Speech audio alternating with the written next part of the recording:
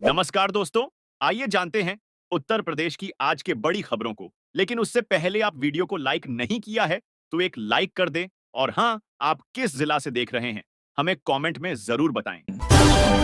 UP में एक और एनकाउंटर, श्रावस्ती पुलिस के हत्थे चढ़ा 50,000 का इनामी हिस्ट्री शीटर। पैर में लगी गोली भिनगा पुलिस व सर्विलांस सेल की संयुक्त टीम ने भिनगा जंगल में अंटा तिराहे पर मुठभेददा में 50,000 के इनामी हिस्ट्री शीटर अपराधी को दबोच लिया। आत्मरक्षा में पुलिस की ओर से किए गए फायर में बदमाश के पैर में गोली लगी है।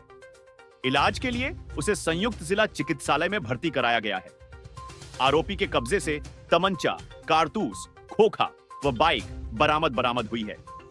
एसपी घनश्याम चौरसिया ने बताया कि एएसपी प्रवीण कुमार यादव व सीओ संतोष कुमार के निर्देशन में गुरुवार की रात भिनगा कोतवाली के प्रभारी निरीक्षक भानु प्रताप सिंह टीम के साथ क्षेत्र में भ्रमण के दौरान सर्विलांस सेल के प्रभारी उप निरीक्षक नितिन यादव टीम के साथ मिले। यूपी के लाल ने बनाई सुप्रीम कोर्ट में न्याय देवी की मूर्ति 5 महीने की मेहनत के बाद मिला अंतिम आकार। कान्हा की क्रीड़ा स्थली नंदगांव में जन्मे मूर्तिकार विनोद गोस्वामी के हाथों से तैयार न्याय देवी की मूर्ति सुप्रीम कोर्ट में स्थापित हुई है। खास बात यह है कि पूर्व में न्याय देवी की आंखों पर पट्टी बंधी थी, लेकिन नई प्रतिमा में पट्टी नहीं है। हाथ में भारतीय संविधान है। सुप्रीम कोर्ट में स्थापित नई मूर्ति को नंदगांव के नंद भवन मंदिर के सेवायत प्रो विनोद गोस्वामी और उनकी टीम ने तराशा है। विनोद गोस्वामी वर्तमान में नई दिल्ली के कॉलेज ऑफ आर्ट में कार्यरत हैं। उन्होंने बताया, यह मूर्ति मुख्य न्यायाधीश डीवाई चंद्रचूड़ के निर्देश पर बनाई गई है। मूर्ति में न्याय देवी को साड़ी पहनाने के साथ ही उनकी आंखों से काली पट्टी हटा दी गई है। डीएनए का पूरा नाम बताओ। क्राइम सीन से कैसे जुटाते हैं साक्ष्य? जब यूपी पुलिस से पूछे गए ये सवाल, डीएनए का पूरा नाम बताओ। क्राइम सीन से साक्ष्य कैसे जुटाया जाता है? गुरुवार को पुलिस लाइन में आयोजित 67वीं अंतर जनपदीय वैज्ञानिक अनुसंधान एवं पुलिस फोटोग्राफी प्रतियोगिता में इसी प्रकार के सवाल पुलिस कर्मियों से पूछे गए। प्रतियोगिता में पुलिस कर्मियों की लिखित तौर पर 5 परीक्षाएं कराई गई। प्रत्येक परीक्षा का पेपर 50 अंकों का रखा गया। 3 दिन तक चलने वाली प्रतियोगिता में अंतिम दिन रिजल्ट की घोषणा होगी। डीएनए का पूरा नाम डीऑक्सीराइबो न्यूक्लिक एसिड है। कानपुर भोपाल की दूरी होगी कम। इकोनॉमिक कॉरिडोर के लिए 3,589 करोड़ मंजूर। भोपाल कानपुर इकोनॉमिक कॉरिडोर को 4 लेन में अपग्रेड करने के लिए 3,85,900 करोड़ रुपए के बजट को स्वीकृत कर दिया गया। यह कॉरिडोर कानपुर से कबरई महोबा होते हुए मध्य प्रदेश के छतरपुर में इकोनॉमिक कॉरिडोर से जुड़ जाएगा। इस कॉरिडोर के बनने से भोपाल तक महज 7 घंटे में सफर तय हो जाएगा। गुरुवार को इसकी जानकारी केंद्रीय सड़क परिवहन एवं राजमार्ग मंत्री नितिन गडकरी ने एक्स हैंडल पर पोस्ट करके दी है। सावधान, मेरठ में घूम रहा है वाहन चोर गैंग। पुलिस लाइंस के गेट से इको चोरी। एसएसपी ऑफिस से बाइक गायब। एंटी व्हीकल थेफ्ट सेल का गठन करने के बाद भी वाहन चोरी रोकने में पुलिस नाकाम रही। एसएसपी ऑफिस के गेट से चोरी बाइक को पुलिस ढूंढ नहीं पाई। अब पुलिस लाइंस के गेट नंबर 2 से इको चोरी हो गई। सुरक्षित स्थान समझकर इको को पुलिस लाइंस के गेट पर खड़ा कर डीएम ऑफिस में पीड़ित गए थे। वहां से लौटने के बाद देखा गया कि इको चोरी हो चुकी है। गोरखपुर में मांगों को लेकर दृष्टिबाधित छात्रों का हंगामा। डीएम कार्यालय में की तोड़फोड़। गोरखपुर में राजकीय स्पर्श इंटर कॉलेज के दृष्टिबाधित छात्रों ने डीएम से मिलने कलेक्ट्रेट पहुंचकर जमकर हंगामा किया। उन्होंने डीएम कार्यालय में लगी खिड़कियों के शीशे तोड़ दिए और अधिकारियों के साथ धक्का मुक्की की। आरोप है कि प्रशासन ने लाठियां पटककर छात्रों को परिसर से बाहर निकाला। छात्र अपने 3 अध्यापकों के स्थानांतरण का विरोध कर रहे थे। दीपोत्सव पर राम मंदिर के लिए अलग तैयारी। 2 दिन प्रज्वलित होंगे। दीप भव्य मंदिर में रामलला के विराजमान होने के बाद का पहला दीपोत्सव कई कीर्तिमान गढ़ने को आतुर है। दिन रात इसकी तैयारी चल रही है। इसमें सरयू तट 25 लाख दीपों की आभा से आलोकित होगा, तो मंदिर परिसर में भी दीपों के पर्व को ऐतिहासिक बनाने की योजना है। यहां निरंतर 2 दिन दीप प्रज्वलित किए जाएंगे। इसमें लगभग 1 लाख दीप प्रज्वलित करने पर होमवर्क शुरू है। हालांकि निर्माणाधीन मंदिर की शिलाओं व फर्श पर सामान्य दीपक न जलाने का निर्णय लिया जा चुका है। यह फैसला शिलाओं व फर्श पर तेल गिरने के दृष्टिगत देखते लिया गया है। यूपी में हाईवे पर पलटा टमाटर से भरा ट्रक।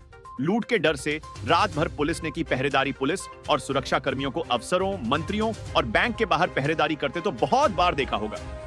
लेकिन यूपी से जो नजारा सामने आया है उसने देखकर हर कोई दंग रह गया। यह नजारा था यूपी के झांसी जिले का है। यहां 18 टन टमाटर ले जा रहा एक ट्रक अचानक से पलट गया था। बीच हाईवे पर ट्रक पलटने से टमाटर सड़क पर पूरी तरह से बिखर गए। टमाटर से सड़क पूरी तरह से पट गया। इसकी खबर जब पुलिस को लगी तो वह मौके पर पहुंची और ट्रक के इर्द गिर्द घेराबंदी कर दी। टमाटर को लूट न ले इसके डर से पुलिसकर्मी रात भर टमाटर की पहरेदारी करते रहे। पूर्व कैबिनेट मंत्री मेराजुद्दीन कांग्रेस में हुए शामिल। अजय राय और अविनाश की मौजूदगी में सदस्यता ली पूर्व कैबिनेट मंत्री डॉ मेराजुद्दीन अहमद शुक्रवार को गाजियाबाद में आयोजित कांग्रेस के संविधान बचाओ संकल्प सम्मेलन में पहुंचकर समर्थकों के साथ कांग्रेस में शामिल हो गए। मेराजुद्दीन ने पिछले दिनों राष्ट्रीय लोकदल से इस्तीफा दिया था। उनकी कांग्रेस में वापसी डॉ मेराजुद्दीन अहमद को कांग्रेस के राष्ट्रीय महासचिव एवं प्रदेश प्रभारी अनिवाश पांडे, कांग्रेस प्रदेश अध्यक्ष अजय राय ने कराई। बहराइच हिंसा, रामगोपाल के हत्यारोपियों को 14 दिन के लिए भेजा जेल। जज के घर पर पेशी। बहराइच में दुर्गा मूर्ति विसर्जन के दौरान हुए बवाल और उसके बाद रामगोपाल मिश्रा की हत्या के आरोप में पकड़े गए सभी 6 आरोपियों को अदालत ने 14 दिनों के लिए जेल भेज दिया है। एक दिन पहले एनकाउंटर में घायल सरफराज और तालिब समेत 5 आरोपियों को शुक्रवार की सुबह भारी सुरक्षा के बीच सीजेएम के घर पर पेश किया गया। बंद वाहनों से आरोपी जज के आवास पर लाए गए। दूसरों के लिए प्रेरणा बन गए। सैन्य अफसर खेती से कमा रहे 14 लाख सालाना।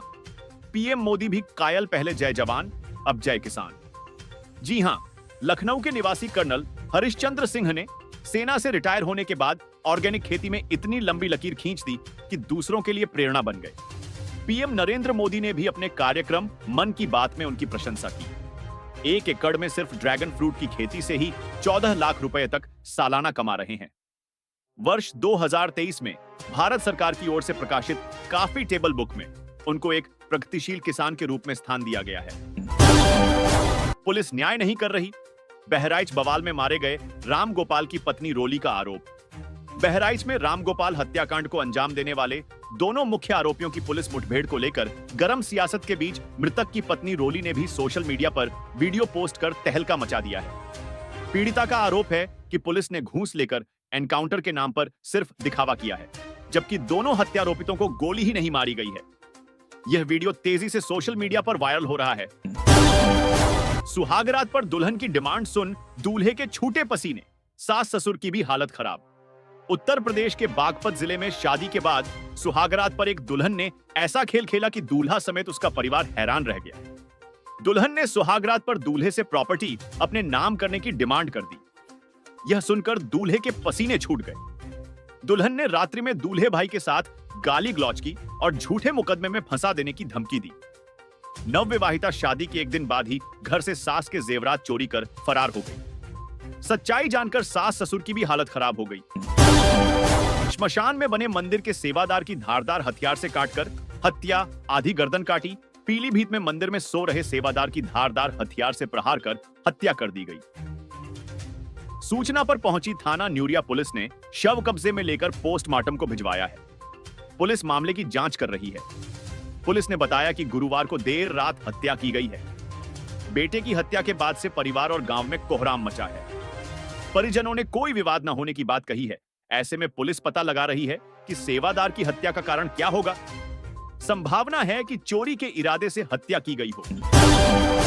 रायबरेली में सड़क हादसा, स्कॉर्पियो ने बाइक में मारी टक्कर, पति पत्नी की मौत, 2 बेटियां घायल। सुल्तानपुर रायबरेली हाईवे के मोजमगंज पुल पर स्कॉर्पियो ने बाइक में टक्कर मार दी। टक्कर इतनी तेज थी कि 4 पहिया वाहन खाई में पलट गया।